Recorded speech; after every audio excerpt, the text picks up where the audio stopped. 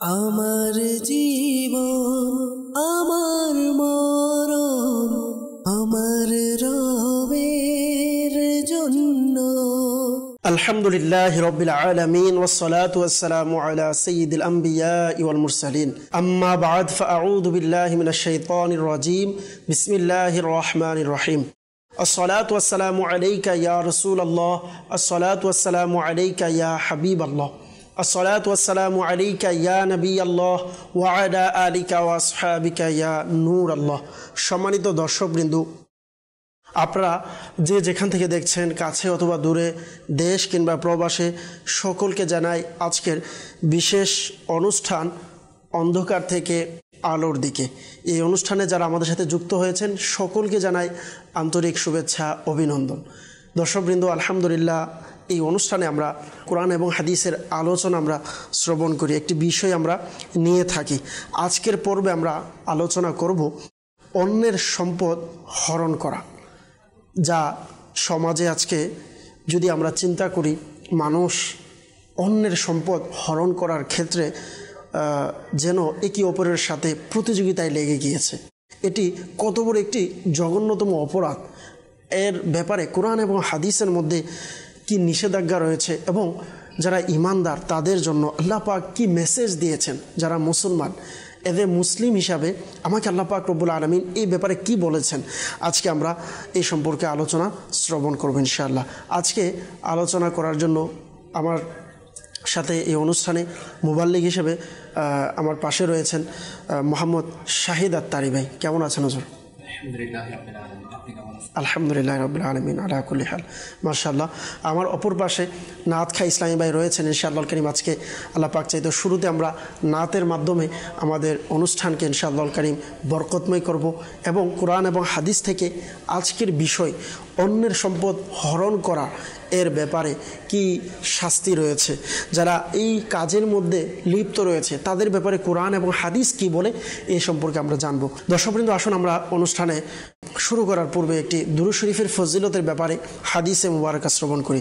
আল্লাহ পাকের শেষ নবী, আখিরি নবী মুহাম্মদে আরবি সাল্লাল্লাহু আলাইহি ওয়াসাল্লাম ইরশাদ করেছেন, মান সাল্লা আলাইয়া ফি ইয়াউমিন আলফা মাররাতিন লাম ইয়ামুত হাত্তা ইয়ারা মাকআদাহু মিনাল জান্নাহ আও কামা ক্বালা রাসূলুল্লাহ সাল্লাল্লাহু আলাইহি ওয়াসাল্লাম। অর্থাৎ যে ব্যক্তি দৈনিক 1000 বার দুরূদে পাক পাঠ করবে, সে ততক্ষণ পর্যন্ত মৃত্যুবরণ করবে না যতক্ষণ না সে জান্নাতে তার স্থান দেখে না নেবে। সুবহানাল্লাহ। দর্শকবৃন্দ, খুবই সুন্দর চমৎকার একটি ওজিফা। আমরা যদি দেখি, অনেক সময় অনেকের প্রশ্ন থাকে যে এমন কোনো ওজিফা যা আমাদের দুনিয়া আখিরাতের জন্য কল্যাণকর হবে, কাজ ছোট কিন্তু ফজিলত বড়, এমন একটি ওজিফা আমরা আজকের হাদিসে মুবারাকা থেকে জানতে পারলাম। যেমন আপনি যদি ঘরে বসে সাল্লাল্লাহু আলা মুহাম্মদ সাল্লাল্লাহু আলা মুহাম্মদ এভাবে দুরূদে পাক পাঠ করেন, 10 মিনিট সময় দিবেন, 1000 বার দুরূদ শরীফ পাঠ করা হয়ে যাবে। আরও একটি সহজ উপায় হচ্ছে, আমরা আলহামদুলিল্লাহ যারা 5 ওয়াক্ত নামাজ পড়ি, 5 ওয়াক্ত নামাজে প্রত্যেকবার যদি 200 বার করে যদি দুরূদে পাক পাঠ করি, তাহলে 5 ওয়াক্ত নামাজে 1000 বার পাঠ করা হবে। আর এটি যদি আমরা আমলে অভ্যস্ত হয়ে যেতে পারি, তাহলে কি হবে, মৃত্যুর আগেই আমরা জান্নাতে আমাদের স্থান কোথায় দেখে নেব। সুবহানাল্লাহ। আসুন আমরা আশা করি একবার মহাব্বত সহকারে দুরূদে পাক পাঠ করে নিই। সাল্লু আলাল হাবিব সাল্লাল্লাহু তাআলা আলা মুহাম্মদ সাল্লাল্লাহু তাআলা আলাইহি ওয়াসাল্লাম। শুরুতে আমরা নাত খাঁ ইসলামী ভাইয়ের কাছ থেকে নাত শ্রবণ করব। আসুন মদিনার মহাব্বত, ভালোবাসা অন্তরে নিয়ে এবং মদিনার প্রতি ধ্যান করে অন্তরে মদিনার মহাব্বত, ভালোবাসাকে বৃদ্ধি করার জন্য আমরা নাত শ্রবণ করি। জি।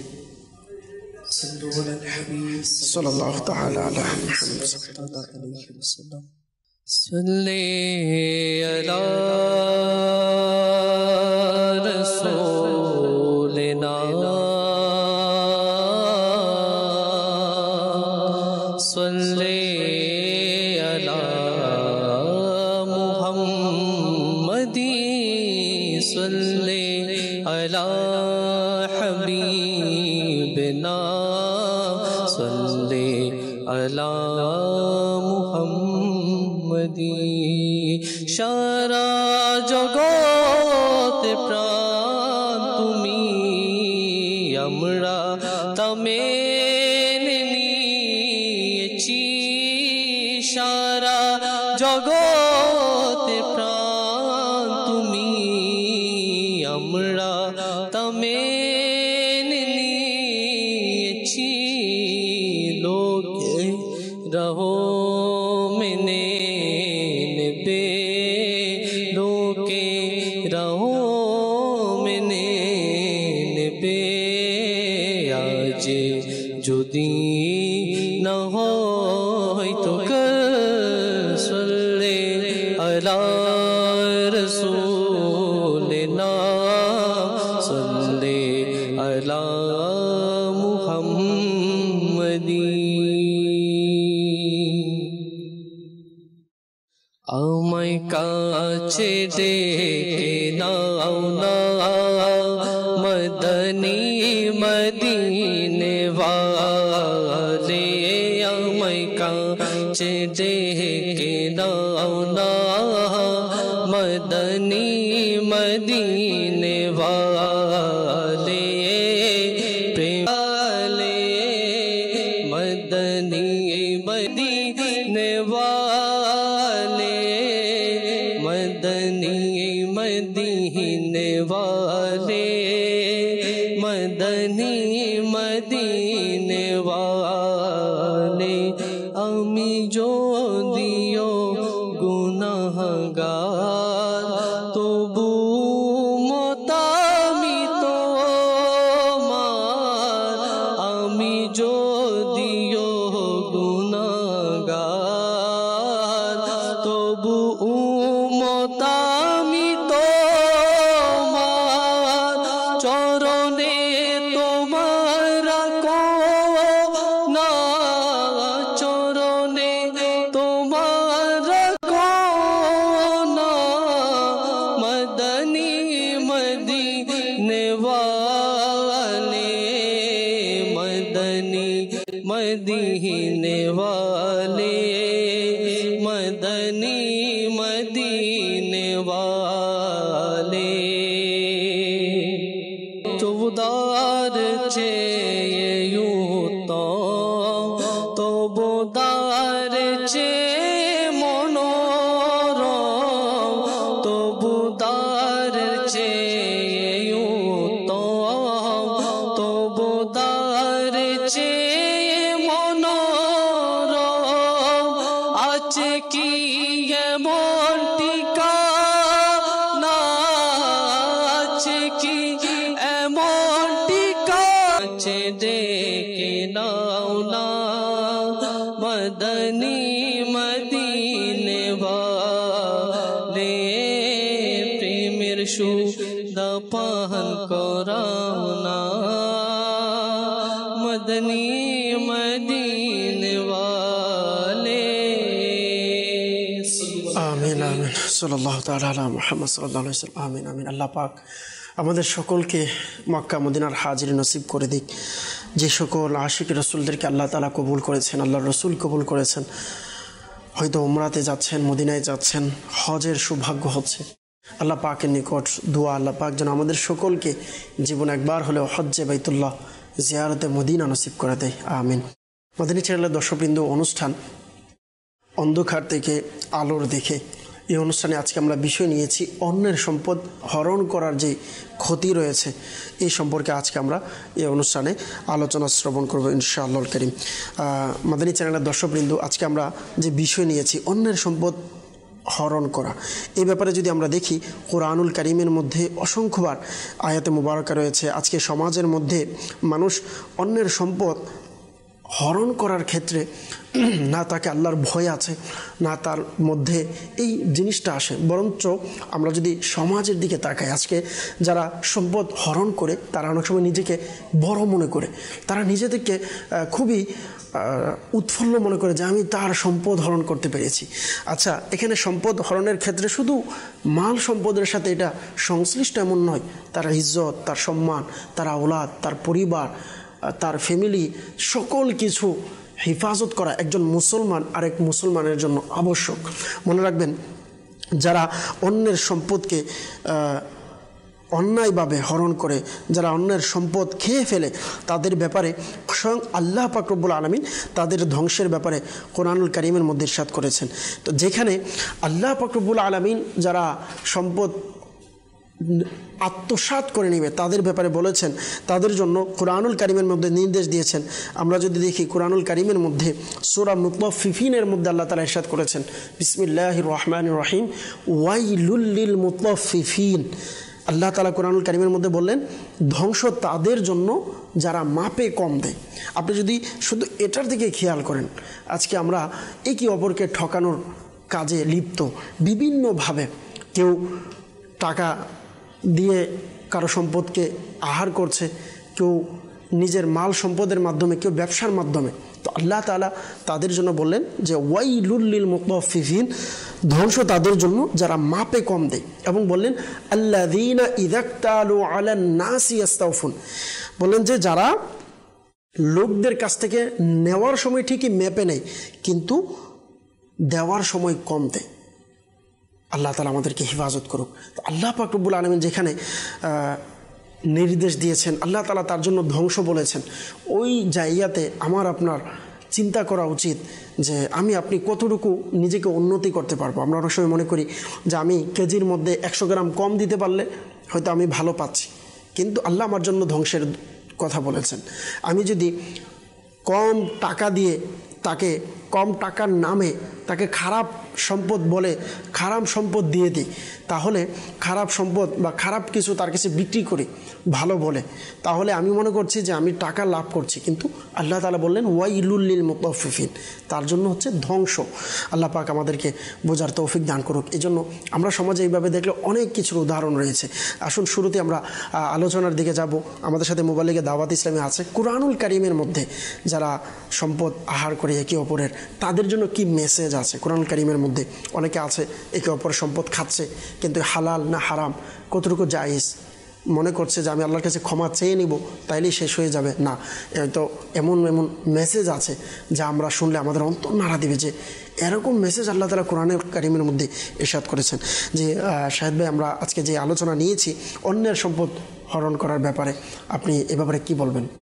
জি, মাশাআল্লাহ, আলহামদুলিল্লাহি রাব্বিল আলামিন, ওয়াসসালাতু ওয়াসসালামু আলা সাইয়্যিদিল মুরসালিন। তো আজকের অনুষ্ঠান জি অন্ধকার থেকে আলোর পথে। জি, তো খুবই গুরুত্বপূর্ণ একটা বিষয় নেওয়া হয়েছে, অন্যের সম্পদ হরণ করা। আসলে দেখেন, মানে অন্ধকার থেকে যখন আমরা আলোর দিকে আসতে চাইব, তাহলে আমাদেরকে এই গুনাহ ছেড়ে দিতে হবে। কারণ বলা হচ্ছে, কিতাবের মধ্যে আসতেছে, প্রিয় নবী রাসূল আরবি সাল্লাল্লাহু তাআলা আলাইহি ওয়া আলিহি ওয়াসাল্লামের হাদিস মুবারাকা, আচ্ছা, জুলুম মানে অত্যাচার। কারণ অন্যের সম্পদ হরণ করা এটাও জুলুম, জুলুমের অন্তর্ভুক্ত, বরঞ্চ অনেক বড় জুলুম। আল্লাহু আকবার। তো বলা হচ্ছে জুলুম কিয়ামতের দিন অন্ধকার হবে। আল্লাহ আল্লাহ। এজন্য আমাদেরকে অন্ধকার থেকে আলোর পথে আজকে এই বিশেষ অনুষ্ঠান, এর মধ্যে একটা বিষয় দেওয়া হয়েছে, অন্যের সম্পদ হরণ করা। তো কিতাবের মধ্যে আসতেছে অন্যের সম্পদ হরণ করা এটা হারাম, আল্লাহ, এটা কবিরা গুনাহের অন্তর্ভুক্ত, আল্লাহ, এটা বান্দার হকের সাথে সম্পর্কিত। জি। তো এই জন্য আমাদেরকে খুবই সাবধান হতে হবে। আমার আল্লাহ তাআলা আমাদেরকে সাবধান করতেছে কোরআনুল কারীমের মধ্যে, আচ্ছা, সূরা নিসা জি 29 নম্বর আয়াতের মধ্যে জি আল্লাহ তাআলা ইরশাদ করেন, যা কানজুল ঈমান থেকে অনুবাদ, জি, হে ঈমানদারগণ, তোমরা একে অপরের সম্পদ অন্যায়ভাবে গ্রাস করো না। আল্লাহু আকবার। আল্লাহ তাআলা ঈমানদারদেরকে বলতেছেন, তোমরা একে অপরের সম্পদ অন্যায়ভাবে গ্রাস করো না, মানে আত্মসাৎ করা, হরণ করা, এটা আমার আল্লাহ তাআলা বলতেছেন। ইয়া আইয়ুহাল্লাযীনা আমানু লা তাকুলু আমওয়ালাকুম বাইনাকুম বিল বাতিল, আল্লাহ তাআলা নির্দেশ দিয়েছেন। সুবহানাল্লাহ। কিভাবে? সূরা বাকারার মধ্যে জি, আমার আল্লাহ তাআলা 188 নাম্বার আয়াতের মধ্যে আমার আল্লাহ তাআলা ইরশাদ করেন, যা কানজুল ঈমান থেকে অনুবাদ, এবং পরস্পরের মধ্যে এক অপরের অর্থ সম্পদ অন্যায়ভাবে গ্রাস করো না, এবং না বিচারকের নিকট তাদের মোকদ্দমা এজন্য পৌঁছাইছে যে লোকজনের কিছু ধন সম্পদ অবৈধভাবে গ্রাস করে নিবে। আল্লাহ, মানে এই আয়াতের মধ্যে আমার আল্লাহ তাআলা এটাও আমাদেরকে সতর্ক করতেছেন, যেটা কানজুল ঈমানের মধ্যে তাফসীরের মধ্যে আসতেছে। বলা হচ্ছে যে অন্যের সম্পদ গ্রাস করার জন্য কোনো মোকদ্দমাও করা যাবে না, এটাও নিষিদ্ধ, এটাও হারাম। বর্তমান সময়ে তো দেখা যায় যে সমাজের মধ্যে যারা আছে, অনেক সময় আমরা কোর্ট কাছারির দিকে যাই, কাগজ করে রাখি বা নকল কাগজ দিয়ে কিন্তু আমরা সম্পদ নিতে চাই, বা আমার পার্টি, আমি যে পার্টি করি, আমি যে দল করছি, ওই দল ক্ষমতায় আছে, ওই দলের ক্ষমতার বলে আমি তার সম্পদ হরণ করে নিব। তাহলে আপনি যেটা বলেন এটা কিন্তু অনেক বড় একটা মেসেজ। আল্লাহ তাআলা স্পেশালি এই কথাও বলেছেন যে এমন কারো কাছে যাওয়া যাবে না, এমন বিচারকের কাছেও যাওয়া যাবে না। যদি এটা থাকে যে মানে অন্যায়ভাবে গ্রাস করে নিবে, আত্মসাৎ করে নিবে, হরণ করে নিবে, ভালো কাজে যেতে পারবে। কিন্তু যখন অন্যায় ভাবে গ্রাস করে নেওয়ার জন্য, আত্মসাৎ করার জন্য যখন যাবে, সম্পদ হরণ করার জন্য যখন যাবে, তখন ওই যাওয়াটাও নিষিদ্ধ, হারাম। আল্লাহ, যদি বিচারক যদি তাদের পক্ষে রায় দিয়ে দেয়, জি, বলা হচ্ছে তারপরও বিচারক দিয়ে দিয়েছে, এই কারণে এটা কি হবে না, তার জন্য জায়েজ হবে না, হালাল হবে না, তারপরে এটা হারাম হয়ে যাবে। এই জন্য আমাদের উচিত হচ্ছে এটা করা যাবে না। এভাবে আপনি হাদিসে মুবারাকার দিকে যদি দেখেন, হাদিসে মুবারাকার মধ্যে আসতেছে খয়বারের যুদ্ধের মধ্যে, খাইবার যুদ্ধের মধ্যে মানে মুসলমানরা অনেকে শহীদ হয়ে গিয়েছে। আচ্ছা, এক ব্যক্তির ব্যাপারে সাহাবায়ে কেরাম বলতেছেন হুজুর এও শহীদ হয়েছে। তখন আমার নবী বলতেছেন আমি তো তাকে জাহান্নামে দেখতেছি। আল্লাহ আল্লাহ আল্লাহ, শহীদ হয়ে যাওয়ার পরেও জাহান্নামে দেখতেছে। তখন জিজ্ঞেস করা হলো ইয়া রাসূলুল্লাহ সাল্লাল্লাহু তাআলা আলাইহি ওয়া আলিহি ওয়াসাল্লাম, কেন? জি, তখন আমার প্রিয় নবী রাসূল আরবী সাল্লাল্লাহু তাআলা আলাইহি ওয়া আলিহি ওয়াসাল্লাম ইরশাদ করতেছেন, সে গনিমতের মাল রয়েছে যুদ্ধের মধ্যে, ওই গনিমতের মাল থেকে একটি চাদর হরণ করে নিয়েছে, মানে আত্মসাৎ করে নিয়েছে। এই কারণে দেখেন মানে আমার প্রিয় নবী সাল্লাল্লাহু তাআলা আলাইহি ওয়া আলিহি ওয়াসাল্লাম মানে তাকে জাহান্নামে দেখতেছে, মানে একটি চাদর। আজকে তো আমাদের দিকে তাকালে আমরা কত সম্পদ, আজকে আমরা অনেক সময় দেখি সমাজের মধ্যে, যেমন বিভিন্ন কোম্পানি, বিভিন্ন কিস্তি বা বিভিন্ন কিছুর মাধ্যমে কিন্তু একটা নাম দেয়, সংগঠন দেয়, যে বলে যে আপনি এততে এত লাভবান হবেন, মুনাফা পাবেন। এইভাবে গরিবের টাকা সম্পদ, কেউ 5 বছর ধরে, কেউ 10 বছর ধরে, কেউ সে জীবনে চিন্তা করেনি 2 লাখ টাকার মালিক হবে, সে 5 লাখ টাকা জমাই করেছে নিজের রক্ত মাংস একত্রিত করে, যদিও তার একত্রিত করাটা তার ভুল ছিল শরীয়িভাবে। কারণ বর্তমান সমাজে যে সকল বিভিন্ন এলাকার মধ্যে বিভিন্ন কিছু নাম দিয়ে বলে যে আপনি এত লাভ পাবেন, এত কিছু পাবেন, এটার দিকে যাওয়া যাবে না। কিন্তু যেই সকল ব্যক্তিরা আজকে অনেকগুলো মানুষের, আমি কি বোঝাতে চাচ্ছি মাদানী চ্যানেলের দর্শকবৃন্দ, আপনি তো বুঝে যাচ্ছেন, একজন মানুষের তার নির্দিষ্ট টাকা জমাইত করার পর, মানুষকে প্রতারণা করার পর, এরপরে সকল টাকা নিয়ে ওই জায়গা থেকে ভেগে চলে যাওয়া, এবার আপনি চিন্তা করেন এটার হিসাব আপনি কিভাবে দিবেন। অনেক সময় আছে আমরা বিভিন্ন জন থেকে বিভিন্ন সংগঠন থাকে এলাকার মধ্যে, তাদের থেকে টাকা নিয়ে আমরা বাস উদাও হয়ে যাই। তো মনে রাখবেন, এজন্য বলা হয় যে আজকে আমাদের সমাজের মধ্যে যে আমরা এরকম অনেক আছে যারা এইরকম বিভিন্ন ফাঁদ কিন্তু সমাজের মধ্যে তৈরি করে মানুষের সম্পদ আহরণ করার জন্য। আল্লাহ তাআলা আমাদেরকে হেফাজত রাখুক।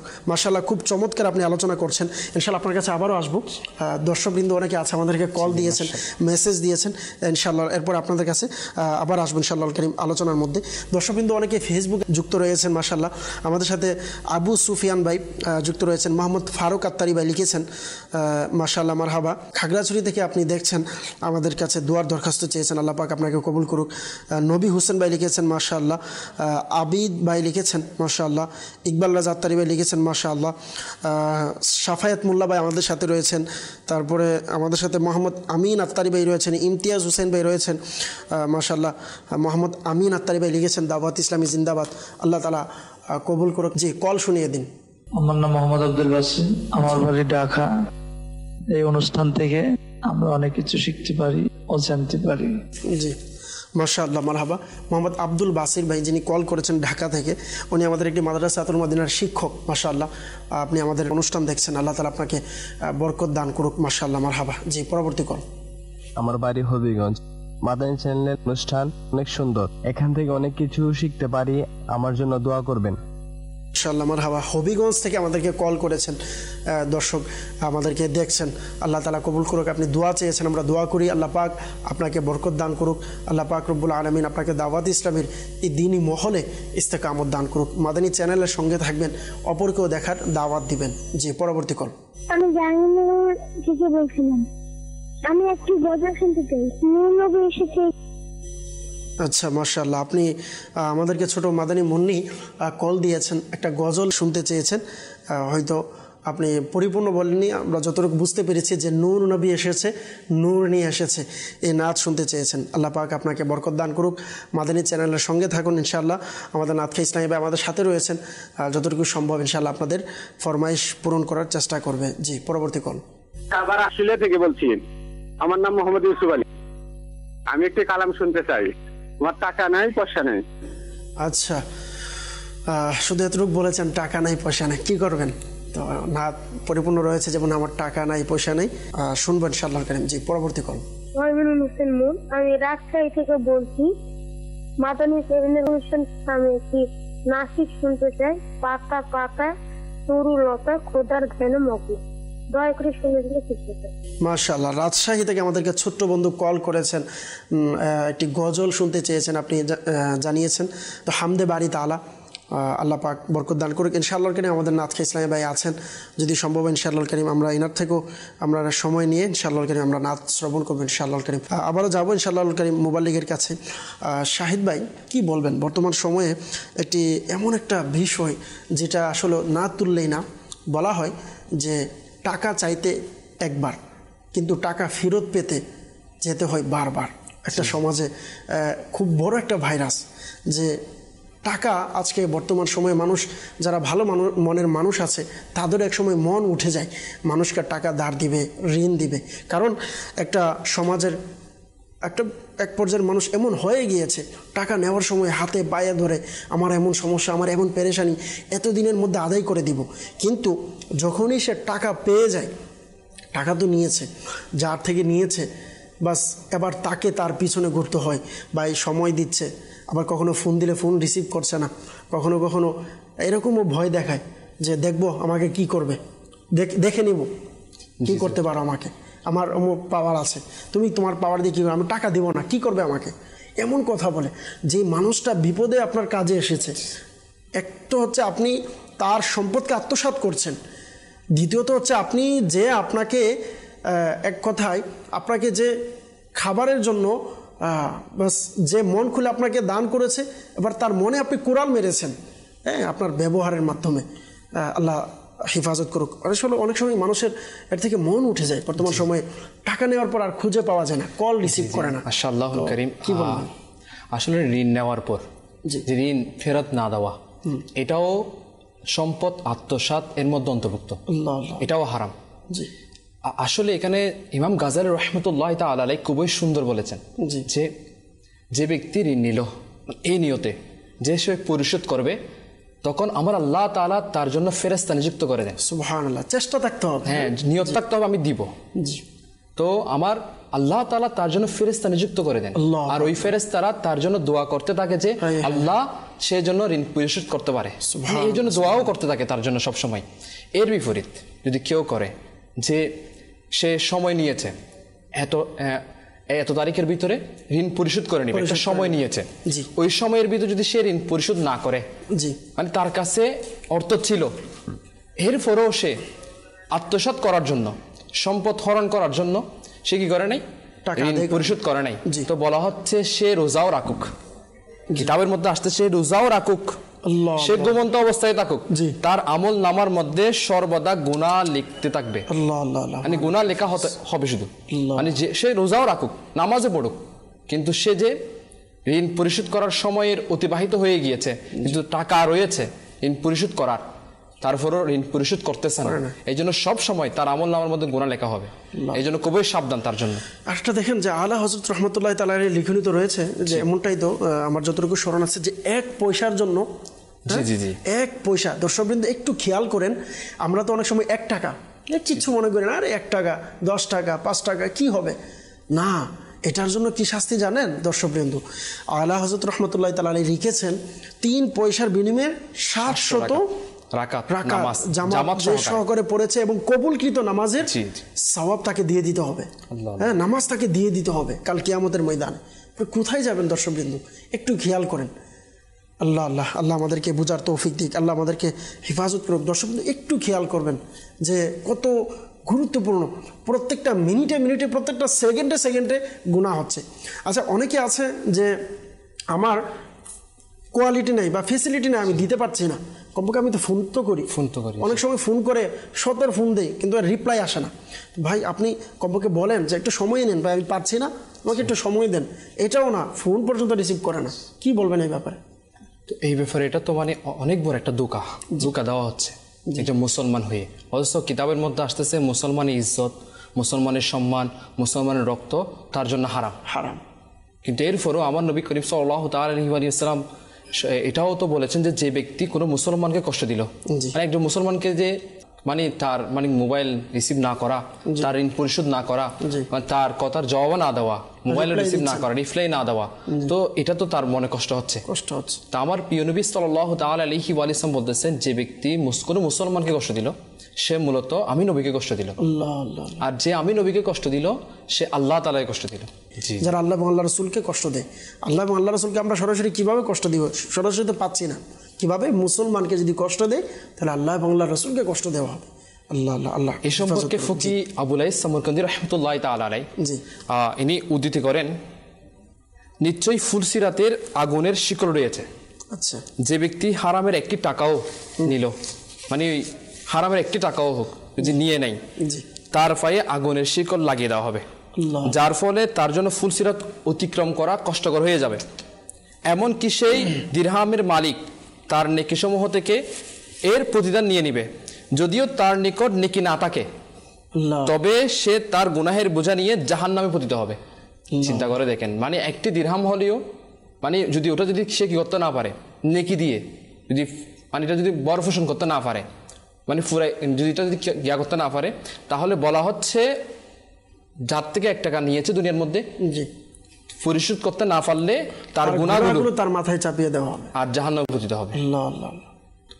তো এই জন্য আমাদের হচ্ছে ঋণ পরিশোধ করে দেওয়া, কারো হক আত্মসাৎ না করা, কারো সম্পদ আত্মসাৎ না করা। এখানে আরেকটা বিষয় হচ্ছে যে কি, যে ঋণ পরিশোধ করতে পারতেছে না, অভাবগ্রস্ত হয়ে গিয়েছে, মানে একদম মানে দেওয়ার মতো কোনো টাকাও নেই তার কাছে, এখন ঋণদাতা তাকে মাফ করে দেয়, এ ঋণদাতার ব্যাপারে সুসংবাদ রয়েছে। তো বলা হচ্ছে যে ঋণদাতা ঋণ যাকে দিয়েছে তার অভাবের কারণে সে যে দিতে পারতেছে না, এই কারণে যদি তাকে মাফ করে দেয়, সে আল্লাহ তাআলার কাছে এমনভাবে কি হবে সাক্ষাৎ হবে, আল্লাহ তাআলা তাকে ক্ষমা করে দিবে। এই জন্য যারা ঋণদাতা রয়েছে তাদেরকে বলবো, যারা ঋণ দিতে মানে অপারগ তাদেরকে মাফ করে দেওয়া, আর যারা ঋণ নিয়েছেন তারা যদি ঋণ দিতে সক্ষম হয় তাহলে তাদের উচিত আল্লাহ তাআলাকে ভয় করে, জাহান্নামের আগুনকে ভয় করে, জাহান্নামকে ভয় করে তাদের ঋণগুলো দিয়ে দেওয়া। না হলে জাহান্নামে নিয়ে যাওয়ার মতো একটা আমল হচ্ছে অন্যজনের সম্পদ আত্মসাৎ করা, হরণ করা। আল্লাহ মাদানী চ্যানেলের দর্শকবৃন্দ, আমরা শুনছিলাম অন্যের সম্পদ নিয়ে নেওয়া, অপহরণ করার কি শাস্তি রয়েছে, অন্যের সম্পদ গ্রাস করার কি শাস্তি রয়েছে, আত্মসাৎ করার কি শাস্তি রয়েছে। আল্লাহ পাক আমাদেরকে হেফাজত করুক। সম্পদ হরণ করার কি শাস্তি আমরা শুনলাম। আসলে সম্পদ হরণ করার বিভিন্ন পন্থা রয়েছে। আমরা অনেক সময় সম্পদের যদি আমরা দেখি অনেক পদ্ধতি রয়েছে। যেমন আমরা যদি দেখি প্রতারণা দিয়ে, ধোঁকা দিয়ে সম্পদ নেওয়া। বর্তমান সময়ে বাজারের মধ্যে যদি আপনি যান, ভালো ফলগুলো বাজারে কিন্তু উপর দিয়ে থাকে, শাক সবজি উপর দিয়ে রাখা হয়, ভিতরে পচা। আবার যদি দেখেন আপনি কাপড়ের ক্ষেত্রেও উপরের দিকে ভালো কাপড়গুলো রাখা হয় সুন্দর দেখানোর জন্য, ভিতরে যদি খারাপ থাকে। মাছের ক্ষেত্রে আপনি দেখবেন ভালো খারাপ মাছ একসাথে মিক্স করে কি করা হয়, মাছ বিক্রি করা হয়। অনেক সময় মাছের মধ্যে রং মিশানো হয়। আজকাল তো বর্তমান সময়ে যেই সমস্ত খাবার মানুষ নিজের ভালোর জন্য কিছু খায়, এই জিনিসের মধ্যে আজকে ভেজাল দিচ্ছে, যেটা মানুষের বাস ভিতরকে নষ্ট করে দিচ্ছে। আল্লাহ হেফাজত করুক। তো এটাও কিন্তু মানুষের সম্পদ হরণ করার, মানুষকে বাস নিঃস্ব করে দেওয়ার একটা কাজ। আল্লাহ তাআলা আমাদেরকে হেফাজত করুক। মনে রাখবেন আল্লাহ রসুল সাল্লাল্লাহু আলাইহি সাল্লামের হাদিসে মুবারাকা, যে প্রতারণা করলো সে আমাদের অন্তর্ভুক্ত নয়। আল্লাহ রসুল সাল্লাল্লাহু আলাইহি সাল্লাম বলে দিচ্ছে যে সে আমাদের অন্তর্ভুক্ত নয়, সে আমাদের কাতারও নয়। অর্থাৎ উম্মতে মুহাম্মাদির কাতারে যদি আমরা থাকতে চাই, আমার রসুলের দরবারে রসুল যদি আমাকে দূরে সরিয়ে দেয়, সেখানে আমার আপনার কি রয়েছে? তো আল্লাহ রসুল সাল্লাল্লাহু আলাইহি সাল্লাম বললেন যে প্রতারণা করলো সে আমাদের অন্তর্ভুক্ত নয়। আপনি যদি দেখেন সম্পদ যে রয়েছে, মানুষের সম্পদ হরণ করার বিভিন্ন উদাহরণ রয়েছে, বিভিন্ন মাধ্যম রয়েছে। আমরা যদি দেখি জমি দখল করা, একে অপরের জমি দখল করে নেয়। তো ইনশাআল্লাহ করিম এই ব্যাপারে আমরা ইনশাআল্লাহ করিম ওনার থেকে শুনবো, আমাদের মোবাল্লিগ থেকে, যে আজকে বর্তমান সময়ে আছে যে সম্পদ নিয়ে আজকে বর্তমানে মারামারি, চাচা ভাতিজাকে মেরে ফেলছে, ভাতিজা চাচাকে মেরে ফেলছে, হ্যাঁ, পিতা মাতার সাথে দ্বন্দ্ব, ভাই ভাইয়ের সাথে দ্বন্দ্ব, জায়গা নিয়ে। মনে রাখবেন একটা বিষয় দর্শকবৃন্দ, এই জায়গা, আমরা যে জায়গা নিয়ে আজকে ঝগড়া করছি, ফাসাদ করছি, এই জায়গা আজ থেকে 100 বছর পূর্বেও ছিল, আজ থেকে 100 বছর পরেও থাকবে। জায়গাতে থেকে থাকবে, কিন্তু আমি আপনি থাকবো না। আমার আপনার এই বন্ধন আজকে পৃথিবীতে আছে, কিন্তু একদিন থাকবে না। কেন আমরা এই জায়গার জন্য মারামারি, হানাহানি, একে অপরকে বাস যেন, আবার অনেকে আছে যে বাস তার থেকে পাচ্ছি বারবার, তার থেকে যত সম্পদ নিয়ে আমি, কেউ এক হাত ছেড়ে দিয়েছে, তার থেকে আরও কীভাবে নেব, কেউ আমাকে চলার রাস্তা দিয়েছে, এই রাস্তা আমি কিভাবে দখল করব, কেউ আমাকে ঘর দিয়েছে, ঘরের জন্য চলাফেরার জন্য জায়গা দিয়েছে, সাইনবোর্ড লাগানোর চেষ্টা যে এই জায়গা আমার হবে। ভাই আপনার জায়গা কী লাভ? আপনি এই জায়গা দিয়ে চলাফেরা করবেন, আপনার পরিবার আজকে প্রায় সময় ভাই ভাইয়ের জন্য রাস্তা বন্ধ করে দিচ্ছে, লাশ নিতে দেয় না। ওই দিনও সোশ্যাল মিডিয়াতে আমরা দেখেছি যে আপন সন্তানেরা মাকে কবর দেওয়ার জন্য দিচ্ছে না, সম্পদের জন্য, সম্পদের ভাগাভাগির জন্য। হ্যাঁ, মা বাবা হসপিটালে পড়ে আছে, তার থেকে সাইন নেবে কিভাবে? রাস্তাঘাটে মা বাবা পড়ে আছে, কোনো মতে সম্পদের মালিকানা বাস চলে আসলেই সমস্ত কিছু হয়ে যায়। স্ত্রী, যারা আমাদের প্রবাসী ইসলামী ভাইয়েরা আছে, অনেক সময় সারা জীবন কষ্ট করে টাকা তার স্ত্রীর কাছে দিয়েছে বিশ্বাস করে, তো ওই টাকা পর্যন্ত বাস স্ত্রী যাকে বিশ্বাস করেছে সে তার ধন সম্পদ সকল কিছু নিয়ে বাস পালিয়ে যাওয়া, নিজের নামে করে নেওয়া, এরকম অনেক অন্যায় আজ সমাজে দেখা যায়। আল্লাহ পাক আমাদেরকে হেফাজত করুক। জি হুজুর, এই ব্যাপারে আপনি কি বলবেন? জি মাশাআল্লাহুল করিম, আসলেই দেখেন, সম্পদ হরণ করা মানে আত্মসাৎ করা, যে বিষয়টা আপনি মাশাআল্লাহ খুবই সুন্দর বলতেছেন। জি, দেখেন আজকে আমাদের বর্তমান সমাজের মধ্যে সম্পদ হরণ করার ক্ষেত্রে এমনও হয়ে যায় এক অপরের কে হত্যা করে ফেলা, আল্লাহ, মানে প্রাণ নিয়ে নেওয়া, ভাই ভাইয়ের প্রাণ নিয়ে নিচ্ছে, মানে এরকম একটা অবস্থা আজকে বর্তমান সমাজে দেখা যাচ্ছে। অথচ পিতা সন্তানের সাথে ভালো সম্পর্ক নেই, এই সম্পর্কে কোরআনের মধ্যে রয়েছে। আপনি মাশাআল্লাহ জানবেন, মানে সেই দিন এগুলো কোনো কাজে আসবে না, সম্পদ এগুলো কোনো কাজে আসবে না, কিয়ামতের দিন কোনো কাজে আসবে না।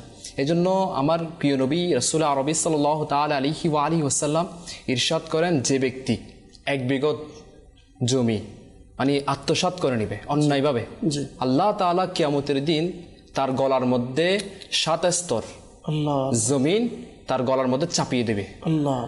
চিন্তা করে দেখেন, আজকে আমরা তো 1 বিঘত না, কত বিঘত দখল করতেছি অন্যায়ভাবে, আইল কেটে ক্ষেতের মধ্যে নামাজও পড়তেছে, অথচ নিজেকে রোজাদারও দাবি করে, মুসলমানও দাবি করে, দাঁড়িয়ে রয়েছে, হজও করতেছে, নামাজ পড়ে এসে জমিনে কাজ করার জন্য নেমেছে, বাস ওইখানে 2 নম্বরে। আচ্ছা, আমার পাশের ক্ষেতে সার দিয়েছে, ওষুধ দিয়েছে, পানি আসছে, বাস মালিক দেখতেছে না, তো আইল ফুটা করে আইল কেটে তার জমিনের পানি আমার জমিনে নিয়ে আসছি। আল্লাহ তাআলার ফেলা, এটাও কিন্তু এক প্রকারের কি আত্মসাৎ। তার জমিনে সে ওষুধ দিয়েছে, তার জমিন ঠিক রাখার জন্য ওই ওষুধ আমার খেতে নিয়ে আসছি। এই জমিনের ধান উঠবে, ফসল হবে, এই ফসল আমি খাবো, আমার পরিবার খাবে, আমার সন্তান খাবে। আমরা অনেক সময় হুজুরের কাছে যাই, হুজুর ছেলে নেককার না, কিভাবে নেককার হবে? আরে ভাই, তাকে আমি যে খাবারটা খাইয়ে বড় করেছি, তার শরীরে যে খাবার রয়েছে, এটাও তো আমি হারাম পদ্ধতিতে করেছি না। ছোট একটা কাজ। তাকওয়া অর্জনের অন্যতম একটি উপায় হচ্ছে হালাল খাওয়া। আল্লাহু আকবার। আল্লাহ তাআলা নিজে ইরশাদ করেন, তোমরা জমিনের মধ্যে যা হালাল বৈধ রয়েছে তা থেকে তোমরা আহার করো, শয়তানের পদঙ্ক অনুসরণ করো না। শয়তান তোমাদের প্রকাশ্য শত্রু। অথচ আজকে আমরা আল্লাহ তাআলার ওই আদেশ না মেনে শয়তানের পদঙ্গ অনুসরণ করতেছি। শয়তান যেরকম আমাদেরকে বলতেছে আমরা সেরকমই করতেছি, শয়তানকে রাজি করতেছি, আল্লাহ তাআলাকে নারাজ করে। তো এই জন্য আমার প্রিয় নবী সাল্লাল্লাহু তাআলা আলাইহি ওয়া আলিহি ওয়াসাল্লাম আমাদেরকে সতর্ক করতেছেন, কারণ এটা এমন একটি গুনাহ, এই গুনাহের কারণে এত বেশি ফিতনা হয় সমাজের মধ্যে, খুনাখুনিও হয়ে যায়, হত্যাও হয়ে যায়। এই জন্য আমার নবী সতর্ক করতেছেন, আজকে আমরা যে মনে করতেছি নামাজি হয়ে গিয়েছি, আজকে আমি মনে করতেছি হাজি হয়ে গিয়েছি, আজকে আমি মনে করতেছি অনেক আমল রয়েছে, আমি মনে করতেছি আমার প্রিয় নবী রাসূল আরবি সাল্লাল্লাহু তাআলা আলাইহি ওয়াসাল্লাম বান্দার হক সম্পর্কে বুঝাতে গিয়ে, মানে বান্দার হক কেমন, তো এই সম্পর্কে আমার প্রিয় নবী রাসূল আরবি সাল্লাল্লাহু তাআলা আলাইহি ওয়াসাল্লাম ইরশাদ করেন সাহাবায়ে কেরামকে, হে সাহাবায়ে কেরাম আলাইহিম রিদওয়ান, তোমরা কি জানো নিঃস্বকে? আচ্ছা, সাহাবায়ে কেরাম আলাইহিম রিদওয়ান আরজ করলেন, ইয়া রাসূলুল্লাহ সাল্লাল্লাহু তাআলা আলাইহি ওয়াসাল্লাম, আমাদের মধ্যে যার টাকা পয়সা ও ধন সম্পদ নেই সেই নিঃস্ব। জি। তখন আমার প্রিয় নবী রাসূল আরবি সাল্লাল্লাহু তাআলা আলাইহি ওয়াসাল্লাম ইরশাদ করলেন, আমার উম্মতের মধ্যে নিঃস্ব হলো ওই ব্যক্তি যে কিয়ামতের দিন নামাজ, রোজা ও যাকাত নিয়ে আসবে। জি। এবং এভাবে এলো যে কাউকে গালি দিয়েছে, জি, কারো বিরুদ্ধে মিথ্যা অপবাদ দিয়েছে, কারো সম্পদ আত্মসাৎ করেছে, কাউকে হত্যা করেছে, কাউকে প্রহার করেছে, তবে তার নেকিসমূহ থেকে কিছু এই মুসলিমকে দেওয়া হবে, আল্লাহ আল্লাহ, কিছু ওই মুসলিমকে দেওয়া হবে।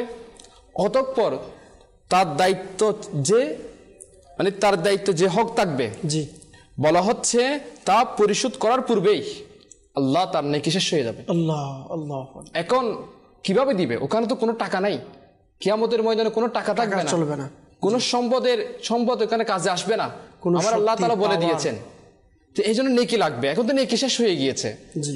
নামাজ ছিল, কারণ আলা হযরত রাহমাতুল্লাহি তাআলা আলাইহি বলেছেন 3 পয়সার বিনিময়ে 700 রাকাত জামাত আদায়কৃত কবুল নামাজ নিয়ে নেওয়া হবে। এখন তো অনেকের প্রশ্ন যে টাকা সম্পদ অপহরণ করছে, নিয়ে নিচ্ছে, সে তো নামাজই পড়ে না, তাহলে কি হবে? এর জন্য আরো ভয়ঙ্কর শাস্তি রয়েছে।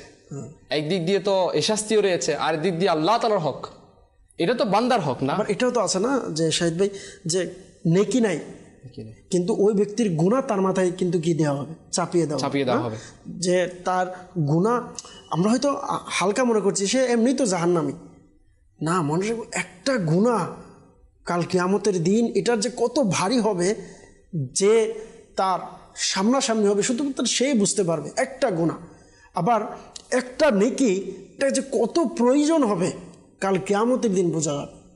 আল্লাহ তাআলা হেফাজত করুক। জি হুজুর। তো আসলে এজন্য আমাদেরকে এদিকে খেয়াল রাখা উচিত, কারণ নামাজ পড়তেছি কিন্তু মানুষের হক নষ্ট করতেছি। আমি নামাজ, রোজা, হজ, যাকাত, তাহাজ্জুদ তো আল্লাহ দিলে মিস নাই, এরকমও বলে যে আল্লাহ দিলে আলহামদুলিল্লাহ তাহাজ্জুদও পড়ছি, ইশরাক, চাশতো পড়ছি, সব পড়ছি আলহামদুলিল্লাহ, মসজিদ মাদ্রাসা সব জায়গায় দান করতেছি, আবার 2 নম্বরেও করছি। এই জন্য মানুষের হকের ক্ষেত্রে খুব খেয়াল রাখতে হবে, যেন মানুষের সম্পদ যেন আত্মসাৎ না হয়ে যায় আমার দ্বারা, এই ব্যাপারে আমাদের জ্ঞানও রাখতে হবে। এই জন্য আলহামদুলিল্লাহ মাদানী চ্যানেল খুবই সুন্দর আমাদেরকে এই ব্যাপারে দিক নির্দেশনা দিচ্ছে। তো আমি এটা আরজ করবো, সেটা হচ্ছে দেখেন সহিহ মুসলিম শরীফের মধ্যে রয়েছে, আজকে তো আমরা মনে করতেছি এটা আমাদের ক্ষেত্রে হয়, বলা হচ্ছে আমার প্রিয় নবী সাল্লাল্লাহু তাআলা আলাইহি ওয়াসাল্লাম সহিহ মুসলিম শরীফের মধ্যে এটা বর্ণনা রয়েছে, তোমরা পাওনা ও পাওনাদারদের টাকা পরিশোধ করে দিবে। আচ্ছা, মানে কিয়ামতের দিন সব ঠিক হয়ে যাবে, মানে পরিশোধ হয়ে যাবে। যদি পরিশোধ করার মতো নাকি না থাকে, তাহলে ওই যার টাকা সে আত্মসাৎ করেছে, যার সম্পদ আত্মসাৎ করেছে, তার গুনাহগুলো তাকে নিতে হবে। তো আমার নবী সাল্লাল্লাহু তাআলা আলাইহি ওয়াসাল্লাম এটার দিকে ইঙ্গিত করে বলতেছেন, মানে সব পরিশোধ হয়ে যাবে। আমার নবী এটাও বলতেছেন যে কি, এমন কি শিংবিহীনরা, মানে শিংবিহীনরা মানে হচ্ছে আমার নবী পশুর ক্ষেত্রে উল্লেখ করতেছেন, শিংবিহীন পশু এবং শিং বিশিষ্ট ছাগল থেকে প্রতিশোধ নেবে। যে আজকে দুনিয়ার জমিনের মধ্যে অনেক শিং বিশিষ্ট ছাগল, যাদের শিং নাই, এমন ছাগলের প্রতি অত্যাচার করেছে। তো কিয়ামতের দিন এটারও হিসাব হবে, শুধু মানুষের না। অথচ তো পশু পাখিদের তো জান্নাতও নাই, জাহান্নামও যাবে না তারা, কিন্তু তাদের ওটা কি হবে, কিয়ামতের দিন হিসাব হবে। এজন্য তাকে দেওয়া হবে, এজন্য কিয়ামতের দিন এটার বাঁচার কোনো উপায় নাই, শাস্তি ভোগ করতে হবে। এজন্য আমাদের উচিত হচ্ছে এটা থেকে বিরত থাকা। আমার নবী করিম সাল্লাল্লাহু তাআলা আলাইহি ওয়াসাল্লাম এই জন্য এটা থেকে বাঁচার জন্য বলেছেন। কারণ আপনি দেখেন এটা করতে গিয়ে আজকে বর্তমান সমাজের মধ্যে ভাইকে হত্যা করতেছে, অথচ হত্যার ব্যাপারও কেমন, মানে কোরআনের মধ্যে বলা হচ্ছে একজন ব্যক্তিকে হত্যা করা মানে সমগ্র মানব জাতিকে হত্যা করার সমান। মানে কেমন, কত বড় গুনাহ। আমার প্রিয় নবী সাল্লাল্লাহু তাআলা আলাইহি ওয়াসাল্লাম আরও ইরশাদ করতেছেন, যেটা হযরত সাইয়্যিদুনা আবু সাঈদ খুদরি ও সাইয়্যিদুনা আবু হুরাইরা রাদিয়াল্লাহু তাআলা আনহু থেকে উদিত, যদি সমগ্র আসমান জমিনের বাসিন্দারা মানে সবাই একজন মানুষকে হত্যাকাণ্ডে মানে একজন মানুষের হত্যাকাণ্ডে যদি অংশগ্রহণ করে, তাহলে আমার আল্লাহ তাআলা সকলকেই জাহান্নামে নিক্ষেপ করবেন। মানে সবাই যদি একজন মানুষকে হত্যাও করে, আমার আল্লাহ দেখবেন যে একজন হত্যা হয়েছে, আর তো অনেক রয়েছে না, আমার আল্লাহ দেখবেন আমার আল্লাহ তাআলা আসমান জমিনের সকল বাসিন্দাকে জাহান্নামে নিক্ষেপ করবে। তাহলে বোঝা যাচ্ছে হত্যা করা কত মারাত্মক গুনাহ। আজকে এই সম্পদ আত্মসাৎ করার মধ্যে এটাও লেগে রয়েছে যে কি মানে এটা আত্মসাৎ করতে গিয়ে অনেক সময় হত্যার মতো এত বড় মানে কাজ, বড় গুনাহের মধ্যে মানুষ সম্পৃক্ত হয়ে যাচ্ছে। এই জন্য আমাদের হচ্ছে এটা থেকে বাঁচতে হবে নিজেকে। তো আজকে বর্তমান সমাজে দর্শকবৃন্দ দেখবেন আমরা অনেক সময় যারা চিনি জানি সম্পদ অপহরণ করছে, অনেকের সম্পদ হরণ করে নিয়ে যাচ্ছে, কিন্তু আমরা তাদেরকে সম্মান করি, ইজ্জত করি। তো এই জন্য অনেক সময় যে সম্মান পাচ্ছে সে ভুলে যায় যে আমি যেভাবে তার উপরে শক্তি, আমার ক্ষমতা রয়েছে, শক্তি রয়েছে, আমার ক্ষমতা আছে, আমার সন্তান আছে, আমার পরিবার আছে, আমার পাওয়ার আছে, আমার লিডার আছে। মনে রাখবেন আপনি যে ব্যক্তির উপর জুলুম করছেন তারও কিন্তু একজন লিডার আছে, তারও কিন্তু একজন খালিক আছে, তারও কিন্তু একজন স্রষ্টা আছে, তারও কিন্তু একজন মালিক আছে, যেই মালিকের গোলাম আপনি নিজে, যে আপনারও মালিক। আর ওই দরবারে কখনো সুদ, ঘুষ, টাকা পয়সা, মিথ্যা বলে কখনো পার হতে পারবেন না। 1 ইঞ্চি আপনি বাঁচতে পারবেন না। আপনি যতই নেকির কাজ করেন, মনে রাখবেন মানুষের হক যেটা আল্লাহ পাক তার হক মাফ করে দিবেন, কিন্তু ইনসান মানুষের হক, আজকে আমরা যে টপিকটা নিয়েছি সম্পদ হরণ করা, এই পুরোটা টপিক কিন্তু মানুষের হকের সাথে সংশ্লিষ্ট। হ্যাঁ, আর মানুষের হক বলা হচ্ছে আপনি তওবা করলে হবে না। আপনি হজ করলেন, বড় হজ করে বাস আল্লাহর কাছে তওবা করে চলে আসলেন, কাবার গিলাফ ধরেও কান্না করলেন, আপনাকে আল্লাহ ক্ষমা করে দিবে। কিন্তু মানুষের হক যে আপনি নষ্ট করেছেন, মানুষের সম্পদ যে আপনি নষ্ট করেছেন, মানুষের সম্পদ যে আপনি হরণ করেছেন, এটার জন্য আল্লাহ আপনাকে ক্ষমা করবে না। কারণ এটা ক্ষমা করার দায়িত্ব, এটা ক্ষমা করার মূল প্রায়োরিটি আল্লাহ তাআলা তার বান্দাকে দিয়েছেন।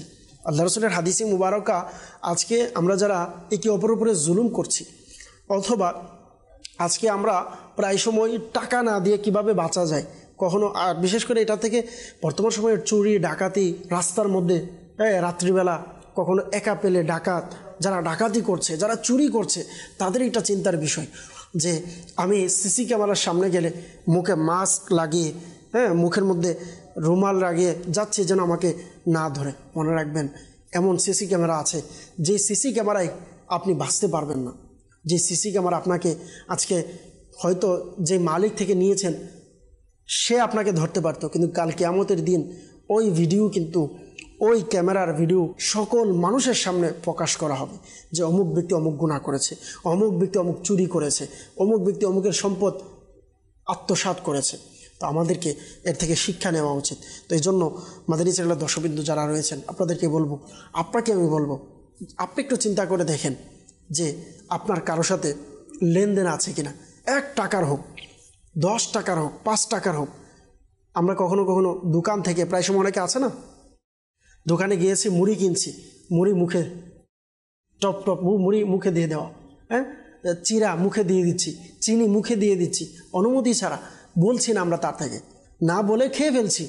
বাস আমরা ভাবছি বাস সে কি করবে বা সে দেখছে। অনেক সময় কিন্তু দেখলেও তার অনুমতি থাকে না, তার চেহারা মলিন হয়ে যায়, হয়তো আপনাকে কিছু বলতে পারছে না, আপনার সাথে সে আত্মীয়তা সম্পর্ক। অনেক সময় দোকানদাররা তো অনেক বিপাকে পড়ে যায়, বিপদে পড়ে যায় যে কাছের আত্মীয়, কাছের নিকট আত্মীয়র কারণে আমি তার থেকে টাকা চাইতে পারছি না। আমি এতটুকু বলবো যারা দর্শক, আপনি পারছেন না, কমপক্ষে এটা তো তার কাছে স্বীকার করেন যে আমাকে সময় দেন, ইনশাআল্লাহ আমি আদায় করে দেব। কিন্তু দুনিয়ার জমিনে থাকা অবস্থায় তার কাছে ক্ষমা চেয়ে নিতে হবে। যতক্ষণ পর্যন্ত দুনিয়ার জমিনে রয়েছে, আর যদি দুনিয়ার জমিন থেকে চলে যায়, তার সন্তানদেরকে এটার মানে পাওনাটা পরিশোধ করতে হবে। খুব গুরুত্বপূর্ণ পয়েন্ট আপনি যেটা বললেন শাহিদ ভাই। আজকে বাবা কারণ মা এটা মারা আমাদের যাওয়ার পর বুজুর্গানেদিনদের কি ছিল, মানে আমল ছিল। হযরতে ইব্রাহিম বিন আদহাম রাহমাতুল্লাহি তাআলা আলাইহি একবার একটা নদীর মধ্যে আপেল মানে খেয়ে ফেলেছেন নিয়ে। তো এটার পরিশোধের জন্য ইনি বলক শহরে চলে গিয়েছেন আল্লাহ। একটা আপেলের। আজকে তো আমরা কত ধরনের মানে ধোঁকাবাজি আত্মসাৎ করতেছি সম্পদের। এইভাবে আপনি গাউসে পাক রাহমাতুল্লাহি তাআলা আলাইহির সদ্দে আব্বা জানের দিকে তাকান, আল্লাহ, মানে একটি আপেলের মানে এটা কি দিদি কি একটি ফলের 12 বছর পর্যন্ত এটার পরিশোধ দিয়েছেন আল্লাহ আল্লাহ আল্লাহ ক্ষমার জন্য শুধুমাত্র। জি জি, আল্লাহ পাক আমাদেরকে হেফাজত করুক। দর্শকবৃন্দ অনেকেই আমাদের সাথে ছিলেন এতক্ষণ পর্যন্ত, আল্লাহ তাআলা আমাদেরকে বোঝার তৌফিক দিক। সাল্লু আলাল হাবিব সাল্লাল্লাহু তাআলা আলা মুহাম্মদ সাল্লাল্লাহু তাআলা আলাইহি ওয়াসাল্লাম। আমার জীবন আমার মরণ আমার